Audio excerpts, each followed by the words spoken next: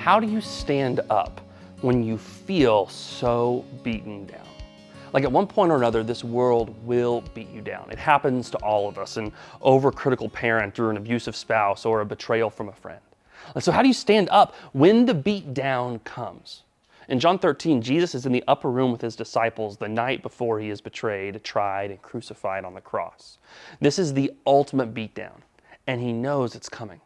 And it doesn't stop there. He looks around that upper room at his world, his 12 disciples, and he sees each of them and their futures, the persecution, the pain, the punishment their bodies are going to receive from deep beatdowns at the hands of the Jews and the Romans and the world. He knows that he is sending them into the world where Satan is roaming around like a roaring lion looking for someone to devour. He knows that he must demonstrate to them in this moment their posture in this world. This is a lesson that couldn't be forgotten. It must stick.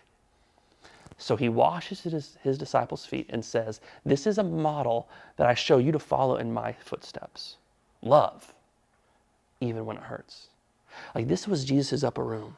These were the people that he used his strength to serve and love and care for. 10 of these guys abandoned Jesus at his most vulnerable, weakest moment. One of these guys denied ever knowing Jesus. Peter, his right-hand man. Talk about betrayal. Only one stood by him throughout the whole crucifixion, John, the disciple whom Jesus loved.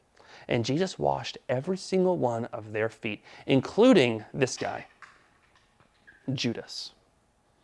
30 pieces of silver, that's what it took for Judas to turn his friend, his mentor, and his rabbi, his savior, into the authorities.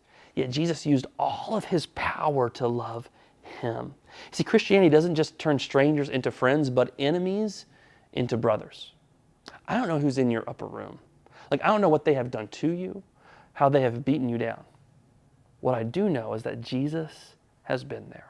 He has experienced that kind of betrayal, abuse, and neglect. And he says, if you follow me, if I have come to live in you, that means the way you interact with the world changes. You may feel weak. Nevertheless, Jesus lives through you.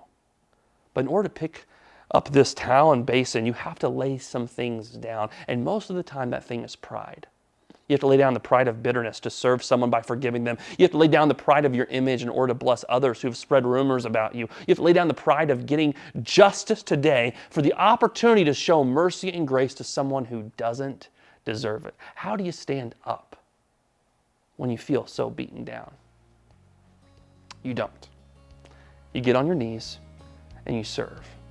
For that is what Jesus did, and it changed the world.